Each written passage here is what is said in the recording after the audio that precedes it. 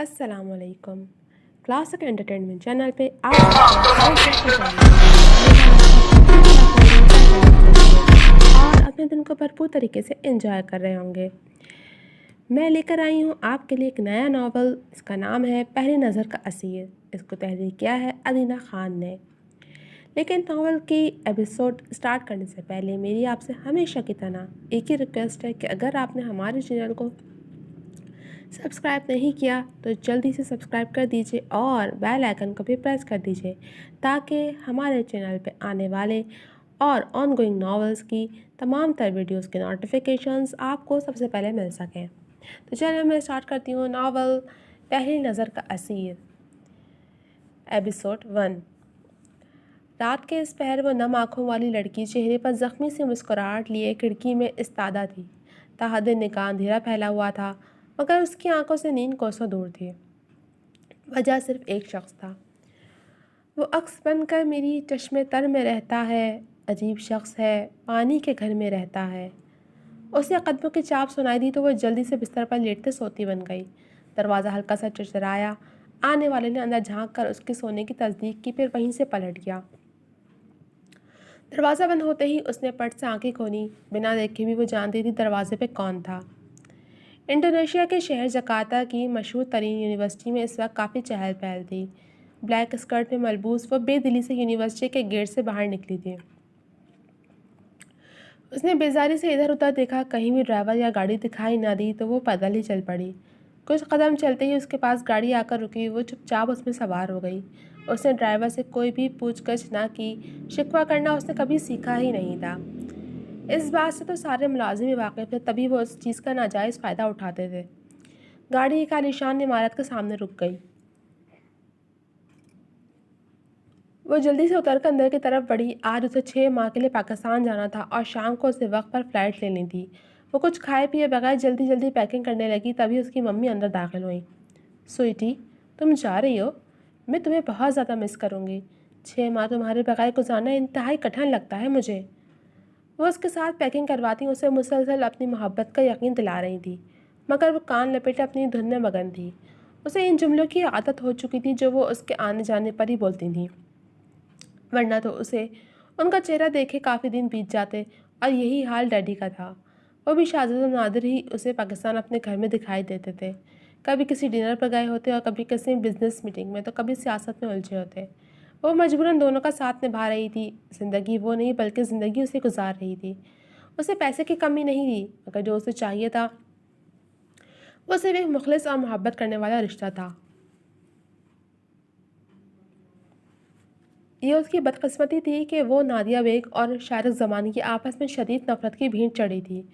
उन दोनों की शादी ज़बरदस्ती अपने वालिदैन की बिजनेस डीलिंग के ज़ेर असर हुई थी। शादी तो बहुत धूमधाम से की गई, मगर उनके दिल मुर्दा थे।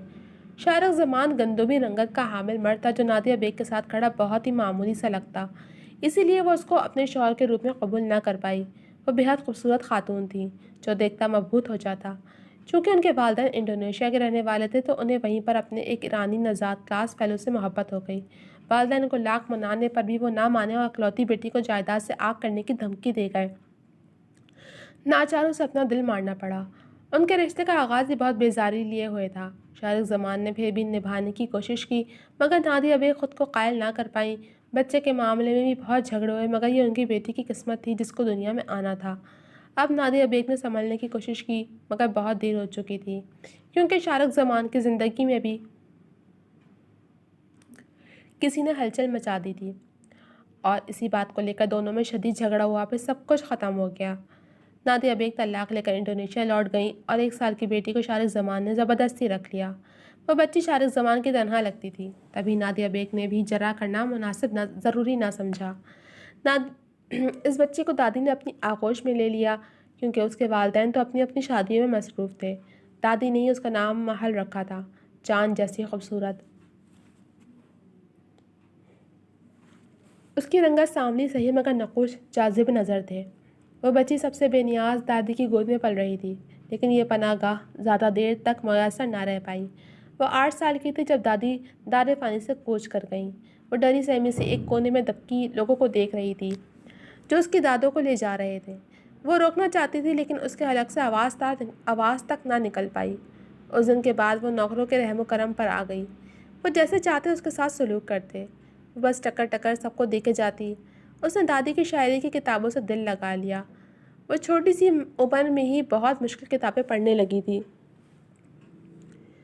جب وہ 12 سال کی ہوئی تو اچانک اس کی ماں کو اس کی یاد آ گئی۔ وہ اس عورت کو چپ چاپ دکھتی رہی جو اسے سینے سے لگائے روتی ہوئی چٹاچٹ چوم رہی تھی۔ اس کے ساتھ کچھ پولیس کی وردی والے لوگ بھی تھے۔ ڈیڈی جو کبھی کبھار اسے دکھائی دیتے تھے آج فرصت سے کھڑے اس عورت کو گھور رہے تھے۔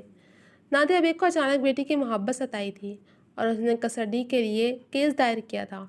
کورٹ میں کیس لجانے کے بجائے ڈیڈی نے دل پر پتھر رکھتے اس عورت سے پہلی بار مصلحت آمیز انداز میں بات کی۔ طے یہ پایا کچہریوں میں وقت ضائع کرنے سے اچھا ہے وہ ماما فہمی سے کام لیتے محل کو کچھ 6 ماہ کے لیے تقسیم کر لیں۔ اس بات پر دونوں متفق تھے مگر جس کی زندگی کا یہ فیصلہ تھا وہ دم سادے بیٹھی تھی۔ وہ ناسمجھ ہرگز نہیں تھی، اسے اپنی عمر سے زیادہ سمجھ بوجھ تھی۔ اس دن کے بعد سے وہ خانہ بدوش کی زندگی گزارنے لگی۔ 6 ماہ پاکستان، 6 ماہ انڈونیشیا۔ اس کے والدین اپنی اپنی زندگیوں میں مگن تھے۔ ڈیڈی کے 2 بیٹے تھے جبکہ ممی کی 1 بیٹی۔ وہ سبھی سے دور رہتے تھے۔ ویسے گھلنے ملنے کا شوق تو اسے بھی نہیں تھا۔ وہ اندر سے جتنی حساس تھی باہر سے اتنی ہی پتھر ہو گئی تھی۔ اپنی ڈائری میں اپنے ہی حال پر شاعری لکھتی۔ اب بھی فلائٹ میں بیٹھتے ہی اس نے ماں کی باتیں یاد کرتے ہوئے ڈائری کھولی اور لکھنے لگی۔ اداس تو ہوتی ہے پر روتی نہیں ہے، وہ موم کی گڑیا اب بڑی سخت دل ہے۔ جہاز کی اناؤنسمنٹ پر وہ سب کو سمیٹتی سیٹ سے ٹیک لگائے آنکھیں مون گئی۔ اس کے ساتھ کوئی بھی بیٹھے اسے کوئی فرق نہیں پڑتا تھا۔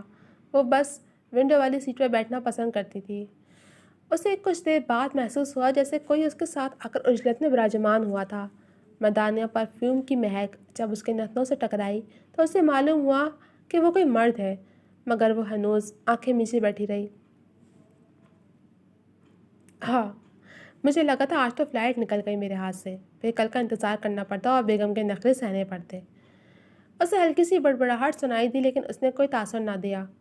یہ بیویاں ایسی ہی ہوتی ہیں، جب پاس ہو تب بھی مسئلہ، نہ ہو تب بھی مسئلہ، اب بندہ جائے تو کہاں جائے۔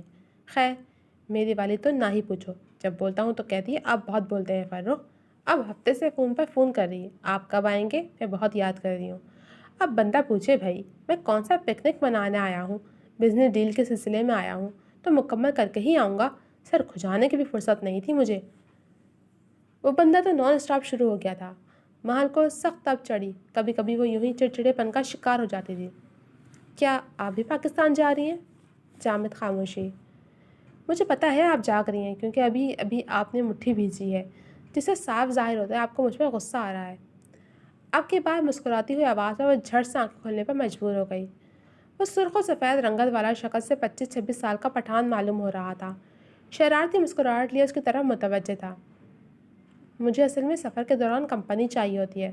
میوزک سننے سے میرا سر پھٹنے لگتا ہے، کچھ پڑھنے سے میری آنکھیں درد کرنے لگتی ہیں، واحد بولنا ہے جس سے مجھے کوئی مسئلہ نہیں ہوتا۔ ہمیشہ میرے ساتھ کوئی نہ کوئی مرد بیٹھتا ہے یا پھر میری بیوی، وہ بھی مردانہ قسم کی عورت ہے۔ خیر آج آپ کے ساتھ بیٹھنے کا شرف حاصل ہوا ہے تو یہ 6-7 گھنٹے ایسے تو نہیں گزرنے والے، تو پھر تھوڑی بات چیت کر لیتے ہیں، غالباً آپ بھی پاکستانی ہیں۔ وہ اس بندے کی مسلسل چلتی زبان پر حیران تھی، اب وہ زچ ہونے لگی۔ آپ مجھے غلط مت سمجھیے گا، میں بیوی بچوں والا ایک شریف النفس آدمی ہوں، شکل سے چھوٹا لگ رہا ہوں گا مگر میری عمر 32 سال ہے، آپ تو چھوٹی سی لگ رہی ہیں، یہی کوئی 22 برس کی، بالکل میرے شہزادے کی طرح، اس لیے میں آپ کے بجائے اب تم کہوں گا جیسے اسے کہتا ہوں۔ محل کو وہ شخص اچھا خاصا ڈھیٹ لگا جو اب پدرانہ شفقت سے کسی شہزادہ گلفام کی تعریفوں میں زمین و آسمان ایک کر رہا تھا۔ اسے نہ اس بندے سے کوئی سروکار تھا نہ ہی اس کی باتوں سے کوئی دلچسپی، مگر وہ سننے پر مجبور تھے۔ خدا خدا کر کے کراچی ایئرپورٹ پر وہ لوگ اترے۔ وہ اجرت میں اٹھی مگر پیچھے سے آتی آواز پر اسے رکنا پڑا۔ میں نے تمہارے بلا وجہ کان کھائے، اس کے لیے معذرت، مگر تم ایک بہت اچھی سامع ہو۔ خاموشی سے کسی کو سننا بھی ایک آرٹ ہے جو ہر کسی کے پاس نہیں ہوتی۔ اس شخص کے پرخلوص لہجے پر وہ پہلی بار شرمندہ ہوئی تھی۔ میں فروخ رئیسانی ہوں، اور تم؟ وہ نرم مسکراہٹ لیے اسے دیکھنے لگے۔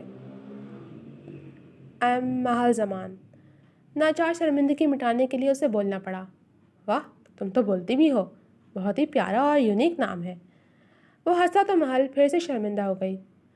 محل کے معنی کیا ہیں؟ اس کے معنی ہے دیر کرنا۔ پہلے وہ جھجک گئی، پھر بالآخر بتا ہی دیا۔ اوہ، تبھی آپ کم بولتی ہیں، آپ کے نام سے ہی سستی ظاہر ہو رہی ہے۔ ان کے ہنسنے پر اس کے تاثرات سے پاٹ ہو گئے۔ وہ یہ نہ ہی بتا سکی کہ کتنے دن وہ بے نام رہی تھی۔ آؤ چلتے ہیں، لگتا ہے تم کسی رشتہ دار سے ملنے آئی ہو۔ وہ لوگ ایئرپورٹ سے باہر آ گئے۔ محل اب اس شخص سے پیچھا چھڑانا چاہ رہی تھی۔ سچ شکر وہ کسی اپنے کو دیکھتے اس طرف چلا گیا، تبھی وہ بھی 9-11 ہو گئی۔ جلدی سے ڈرائیور کو دیکھتے ہی وہ گاڑی میں سوار ہو گئی۔ کھڑکی سے باہر تکتے اس کے چہرے پر سالوں بعد کوئی بھولی بھٹکی مسکراہٹ آ ٹھہری۔ وہ واقعی میں دلچسپ انسان تھے۔ ان کی بیوی کی تو خوب گزرتی ہوگی، تبھی تو اسے یاد کر رہی تھی۔ یہ احساس کچھ پل کا ہی تھا، پھر یکدم اداسی نے اسے اپنی لپیٹ میں لے لیا۔ اکیلے پن کا احساس بہت شدت سے ہوا تھا۔ وہ چاروں اس وقت کراچی جم خانہ میں ایکسرسائز کر رہے تھے جب مومن کے پاس 2 گرل کوچز آئیں۔ مومن ویٹ لفٹنگ چھوڑ کر ان کی طرف متوجہ ہوا جو اسے گولف کے لیے لڑکیوں کو ٹپس دینے کی درخواست کر رہی تھیں۔ وہ اس کلب کے ساتھ نیشنل لیول پر بھی گولف کا زبردست کھلاڑی مانا جاتا تھا۔ مومن پسینہ صاف کرتا ان کے پیچھے پیچھے چل پڑا، جبکہ وہ تینوں ہونقوں کی تنہا دیکھتے رہ گئے۔ شکل مومنہ، کرتوت کافرانہ۔ لڑکیوں کے جھرمٹ میں کھڑے مومن کو دیکھ کر شایان کے منہ سے بے ساختہ پسلا۔ یہی الفاظ اس کے سامنے اپنی زبان سے ایک بار بول کر دکھا، پھر کبھی بولنے کے قابل نہیں رہے گا۔ سمی کے کہنے پر آفاق کبھی کہہ کر چھوٹ گیا، جس سے مومن نے مڑ کر آنکھیں چھوٹی کیے مشکوک نگاہوں سے انہیں دیکھا۔ کیا بکواس کر رہے تھے تم لوگ؟ مومن تولیے سے پسینہ خشک کرتے ان کی طرف آیا۔ کچھ نہیں یار، بس ایسے ہی۔ شایان کسیانی ہنسی ہنسا، جس پر باقی دونوں لب بھیج کر مسکراہٹ دبا گئے۔ او نو، آشا برو واپس آ رہے ہیں، اب مجھے انہیں ایئرپورٹ پر موجود ہونا تھا۔ ڈیم اٹ، چلو جلدی سے۔ مومن یکدم یاد آنے پر باہر کی طرف دوڑا تو وہ تینوں بھی تیزی سے باہر نکلے۔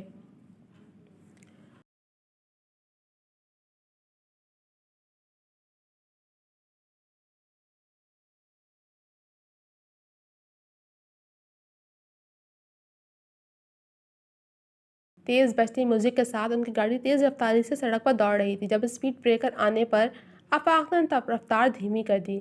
زور و شور سے باتیں کرتا مومن یکدم چپ ہوا تھا۔ باقی تینوں اس کی خاموشی محسوس کرتے اس کا چہرہ دیکھنے لگے، جو مسکراتے نگاہوں سے ساتھ چلتی گاڑی میں دیکھ رہا تھا۔ بس ہو گئی پھر سے زندہ اس کی فلرٹی طبیعت، نام کا ذرا بھی اثر نہیں لیا اس نے۔ شایان کے ہنس کر کہنے پر وہ سخت تپا تھا۔ تم اچھی طرح جانتے ہو میں آج تک کسی بھی لڑکی کے پاس نہیں کیا، وہ خود چل کر آتی ہیں، مائنڈ اٹ۔ اس نے ناگواری سے اسے گھورا، جس پر وہ لب دبائے اس کے سرخ چہرے کو دیکھنے لگا۔ اوکے اوکے، اب یہ بتاؤ اس لڑکی کی طرف کیوں دیکھ رہے ہو، حالانکہ وہ تو یہاں پش کے بیٹھی ہے؟ سمی نے سیز فائر کرتے ہوئے پوچھا۔ مجھے بس اس کے بیٹھنے کا انداز دلچسپ لگا، اور انوکھا بھی۔ اس نے دوبارہ اس لڑکی کی طرف دیکھا جو بیک سیٹ پر دونوں پاؤں اوپر رکھے ان کی طرف والی ونڈو سے ٹیک لگائے ترچھی بیٹھی تھی۔ اس کے سیاہی مائل بھورے بال دکھائی دے رہے تھے۔ ہاں یار، گاڑی اور لباس سے تو کسی امیر خاندان کی لگ رہی ہے، اب بیٹھی بھی کافی ریلیکس موڈ میں ہے۔ سمی نے اندازہ لگایا۔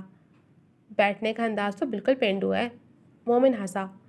آفاق نے اس لڑکی کو متوجہ کرنے کے لیے زور زور سے ہارن بجانا شروع کر دیا۔ ایک بوڑھا سا بارودی ڈرائیور گاڑی چلا رہا تھا۔ وہ انہیں آنکھیں دکھانے لگا، مگر ان پر ذرا بھی اثر نہیں ہونے والا تھا۔ جب کافی دیر وہ لوگ ہارن بجانے سے باز نہ آئے تو وہ لڑکی کوف سے چہرہ موڑ کر انہیں خشمگین نگاہوں سے گھورنے لگی، جیسے اسے یہ مداخلت بہت ناگوار گزری ہو۔ وہ سانولی سلونی بڑی بڑی آنکھوں والی ایک پرکشش لڑکی تھی۔ اس کے دیکھنے پر وہ معصوم بنتے ہاتھ ہلانے لگے، جس پر وہ بیزاری سے بنا کوئی رد عمل دیے دوبارہ اسی پوزیشن میں بیٹھ گئی۔ زندگی میں پہلی بار ایسی بے عزتی پر وہ اپنا سا منہ لے کر رہ گئے۔ بڑی مغرور ہے، گھورا تو ایسے جیسے کچا جب آ جائے گی، ایسے کوئی حور پری بھی نہیں تھی۔ مومن کو اس لڑکی پر سخت تاؤ آ رہا تھا، تبھی بڑبڑانے لگا۔ لڑکیاں ہمیشہ اس کے آگے پیچھے گھومتی تھیں، اور آج تک ایسا تاثر کسی نے بھی نہیں دیا تھا۔ چھوڑ یار، غصہ تھوک دے، ہم برو کو لینے جا رہے ہیں تو کول ڈاؤن بیٹا۔ سمی کی بات پر وہ ڈھیلا پڑا۔ برو تو ویسے بھی بال کی کھال نکالنے لگتے ہیں۔ اس نے ایئرپورٹ پر گاڑی رکتے ہی چہرے پر ہاتھ پھینک کر تاثرات نارمل کیے۔ وہ چاروں تیزی سے اندر بڑھے، جہاں سامنے ہی فروخت رسائنی کڑے تیوروں سے انہیں گھورتے دکھائی دیے۔ وہ بے چارگی سی شکل بنائے ان کے گلے لگا۔ ویلکم بیک برو۔ ویلکم بیک کے کچھ لگتے کب سے کھڑا ہوں یا تیرے انتظار میں، اور تو جانے کہاں کہاں کی خاک چھانتا پھر رہا ہے ان آوارہ لوگوں کے ساتھ۔ اس سے اچھا میں ڈرائیور کو ہی بلوا لیتا گھر سے۔ انہوں نے اس کو کس کے پکڑا۔ آداب بھیا۔ وہ تینوں بتیسی دکھاتے ہوئے جھکے۔ ایک تو اتنی دیر سے آئے ہو، کسی سے ملوانا تھا تمہیں۔ وہ چلی بھی گئی۔ وہ بڑبڑاتے ہوئے پھر سے پلٹ کر ادھر ادھر دیکھنے لگے۔ ان کی بڑبڑاہٹ پر ان چاروں کے کان کھڑے ہو گئے۔ کون تھی وہ؟ کہیں آپ میٹنگ کا بہانہ کر کے کسی اور کام سے تو نہیں گئے تھے؟ میری بیچاری بھابھی۔ مومن کی دہائی پر وہ گڑبڑا گئے۔ بکواس بند کرو اپنی بےہودہ انسان۔ وہ ایک چھوٹی سی لڑکی تھی، یہی کوئی تمہاری عمر کی ہوگی۔ اوف برو، چلے اب آپ گرمی بہت ہے، پھر ہو جائے گا ملنا ملانا۔ اس نے کوپ سے ان کے بیگز اٹھائے۔ ہاں، جیسے وہ تو تمہاری طرح گلی گلی آوارہ گردیاں کرتی پھرتی ہے جو بعد میں مل جائے گی۔ ان کے گہرے تنس پر وہ جہاں تلملایا تھا وہیں اس کے دوستوں نے بروقت اپنا قہقہ قابو کیا تھا۔ فاروق ریسانی کی ٹائمنگ لاجواب تھی، ایسا موقع پر چوکا مارتے تھے کہ اگلا بندہ اش اش کر اٹھتا۔ اوہ برو، آپ تو نمبر 1 کی طرح پیچھے ہی پڑ گئے ہیں۔ اس نے بیزار سے کندھے جھٹکے۔ ہاں، میرے سامنے تمہاری زبان چلتی ہے، کبھی اس نمبر 1 کے سامنے یہ کہہ کر دکھاؤ تو مان جاؤں تمہیں میں۔ ان کی بات پر اس نے جلدی سے آگے بڑھ کر ان کے بیگز گاڑی میں رکھے۔ اس دوران اس کے باقی دوست غائب ہو چکے تھے۔ وہ لوگ جیسے ہی گھر پہنچے، نمرا بھابھی پارکنگ میں ہی ٹہلتی نظر آئیں۔ لو جی، اب ایک ایک سیکنڈ کا حساب دیا جائے گا۔ موسم نہ خوشگوار لگتا ہے، اللہ رحم کرے۔ فاروق ریسانی کے بڑبڑانے پر مومن کی آنکھیں چمک اٹھیں۔ اس کا شیطانی دماغ ہر وقت کوئی نئی پلاننگ کرتا رہتا تھا۔ سب سے زیادہ اسے فاروق بھائی کو تنگ کر کے مزہ آتا تھا۔ کہاں تھے آپ؟ آپ کے فلیٹ تو 1 گھنٹہ پہلے ہی آ گئی تھی، اب ایئرپورٹ سے یہاں تک کا فاصلہ آدھے گھنٹے کا ہے، جبکہ آپ کو یہاں تک آنے میں اتنا وقت لگ گیا ہے۔ آپ… اس سے پہلے کہ مومن کوئی پھلجھڑی چھوڑتا، اندر سے حبیب ریسانی بھاگے آئے تھے۔ ان کے پیچھے پیچھے ان کی بیوی علینا اور 8 سالہ بیٹی زرنش بھی تھی۔ یار، تم آج بھی یونیورسٹی نہیں گئے؟ تمہیں میں نے کہا بھی صرف حاضر لگوانے ہی صحیح مگر چلے جانا، لیکن نہیں، تمہیں تو گولف چیمپئن شپ کی تیاری کی پڑی ہے۔ اب دیکھو، تمہارے HOD صاحب ڈیڈ کو کال کر چکے ہیں، ساتھ میں اتنے دن کا کچا چٹا بھی کھول کر رکھ دیا ہے۔ وہ صبح سے بھرے بیٹھے ہیں، ساتھ میں ہم دونوں کی بھی شامت آئی ہوئی ہے کہ ہم نے تمہیں چھوٹ دے رکھی ہے۔ اب جا کر خود ہی ان کو رام کرو، بلکہ رہنے دو، ابھی تم باہر ہی رہو، ان کا غصہ ٹھنڈا ہو جائے پہلے۔ وہ ایک سانس سے بولتے جا رہے تھے جب ان کی بیگم نے کندھے پر ہاتھ رکھ کر کول ڈاؤن کیا۔ وہ تو ہمیشہ میرے خون کے پیاسے بنے رہتے ہیں، اس میں کون سی نئی بات ہے؟ مجھے اندر ہی جانے دیں۔ وہ آگے بڑھنے لگا تو یکدم زرنش اس کے راستے میں آ گئی۔ چاچو پلیز، آپ مت جائیے، ڈیڈ واقعی بہت غصے میں ہے۔ اس کی رونی صورت دیکھ کر مومن کو ہنسی آ گئی۔ اسے گود میں اٹھائے اندر چل پڑا تو سب اس کے پیچھے پیچھے بٹ کرتے چل پڑے۔ ارے میری چٹکی، ڈیڈ کا غصہ ٹھنڈا کرنا ہم اچھی طرح جانتے ہیں، ابھی دیکھنا آپ۔ اس کے اندر داخل ہوتے ہی صوفے پر براجمان آفتاب ریسانی اٹھ کھڑے ہوئے تھے۔ آئیے برخودار، آئیے، تشریف رکھیے یہاں۔ اگر آپ صبح سے آوارہ گردی کر کے تھک گئے ہوں تو ابھی آپ کی خاطر تواضع کا انتظام کرتے ہیں، بلکہ نمرا اور علینا بیٹے اپنے لاڈلے دیور کی پسند کا ڈنر تیار کرواؤ۔ آخر کو صاحبزادے نے ساری توانائی صرف کی ہے گولف پریکٹس میں۔ ان کے بھگو بھگو کر تانے مارنے پر جہاں اس نے اپنا سر کھجایا تھا وہیں باقی سب مسکراہٹ دبا گئے۔ دادو، ابھی تو آپ بہت غصے میں تھے، تھینک گاڈ آپ کول ہو گئے، ورنہ مجھے بہت سٹریس ہو رہا تھا۔ چیکتے ہی زرنش کی سیانی بات پر آفتاب ریسانی کے تاثرات کچھ ڈھیلے پڑے۔ وہ نہ سمجھ بچی ان کے طنز سمجھنے سے قاصر تھی۔ زر میری جان، جاؤ دیکھو ولی اٹھ گیا یا ابھی سو رہا ہے، اگر جاگ گیا تو اس کو میرے پاس لے آنا، ٹھیک ہے؟ ان کے نرم لہجے پر وہ فوراً چاچو کی گود سے اتری اور اوکے کہتی بھاگ گئی۔ مومن نے اپنی خیر منائی کیونکہ وہ اپنے لیے میدان صاف کر چکے تھے۔ ہاں بتاؤ، کب تک مجھے خوار کرنے کا ارادہ ہے؟ آئے روز نئی شکایت، تم آخر چاہتے کیا ہو؟ پڑھائی نہیں کرنی تو سیدھی سے نہ بتا دو، کم از کم میرا پیسہ تو برباد ہونے سے بچ جائے گا۔ انہوں نے کرخ لہجہ اپنایا۔ ڈیڈ، پڑھ تو رہا ہوں، اب اگر آپ یہ چاہتے ہیں کہ میں ٹاپ کروں تو سوری، یہ مجھ سے نہیں ہوگا۔ میں ٹاپ کرنے کے لیے نہیں بنا ہوں۔ ہاں، ڈگری لے لوں گا، آپ بے فکر رہیں۔ چل کیا کریں یار، اس عمر میں کیوں اتنی پریشانیاں پال رکھی ہیں؟ اس کے پرسکون انداز پر جہاں اس کے بھائیوں کا سر پیٹنے کو جی چاہتا وہیں آفتاب ریسانیوں سے خوب خوار نظروں سے گھورا تھا۔ یہ تم لوگوں کی کارستانی ہے جو اسے اتنا سر چڑھایا ہوا ہے، اسی وجہ سے یہ کسی بات کو سنجیدگی سے نہیں لیتا، جب دیکھو بات کو ہوا میں اڑا دیتا ہے۔ اسے لگتا ہے بوڑھا فضول بولتا ہے، بولتا رہے، میرا کیا جائے گا، مگر میں بتا رہا ہوں جس دن میں نے اسے خود اپنی آنکھوں سے گھومتے پھرتے دیکھا تو اس دن یہ دونوں ٹانگوں سے محروم ہو جائے گا۔ ان کی توپوں کا رخ ہمیشہ کی طرح اس کے بھابھیوں کی طرف ہو گیا تھا جو سر جھکائے کھڑے تھے۔ ڈیڈ، آپ اپنے آپ کو بوڑھا کہہ کر اپنی ساری پرسنالٹی کی ایسی کی تیسی کر دیتے ہیں۔ آپ تو آج بھی فٹ اینڈ ہینڈسم لگتے ہیں، بلکہ ہمارے چھوٹے بھائی لگتے ہیں۔ اگر آپ چاہیں تو آپ کے لیے دلہن بھی ڈھونڈی جا سکتی ہے، تو بتائیں پھر کیا خیال ہے؟ اس کے ڈھیٹ پن پر اس کے بھائی بھابھیوں کے چہرے فک ہو گئے تھے۔ آفتاب رئیسانی نے دانت کچکچاتے ہوئے جھک کر اپنا جوتا اٹھانا چاہا تھا، مگر اس سے پہلے مومن کا سب سے بڑا خیر خواہ آ پہنچا تھا۔ سب نے بے ساختہ سکھ کا سانس لیا۔ جی تو جناب، کیسی لگی آپ کو نیو ناول کی فرسٹ ایپیسوڈ؟ آئی ہوپ پسند آئی ہوگی۔ کمنٹ سیکشن میں اپنی رائے کا اظہار ضرور کیجیے گا۔ جلد ملوں گی آپ سے اس کے اگلے ایپیسوڈ کے ساتھ، تب تک کے لیے اللہ حافظ۔